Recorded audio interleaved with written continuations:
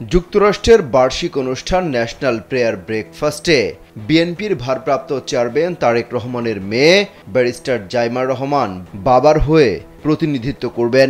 BNP মহাসচিব মির্জা ফখরুল ইসলাম আলমগীরের নেতৃত্বে ৩ সদস্যের একটি প্রতিনিধি দল এই অনুষ্ঠানে অংশ নেবে।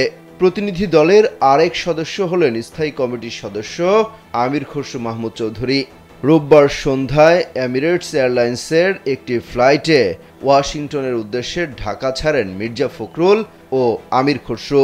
এর আগে বিএনপির মহাসচিব মির্জা ফখরুল ইসলাম আলমগীর বলেন, যুক্তরাষ্ট্রের ন্যাশনাল প্রেয়ার ব্রেকফাস্ট অনুষ্ঠানে ভারপ্রাপ্ত চেয়ারম্যান তারেক রহমানকে আমন্ত্রণ জানানো হয়েছে। তিনি যেতে পারছেন না, তাই তার প্রতিনিধিত্ব করবেন তার মেয়ে ব্যারিস্টার জাইমা রহমান।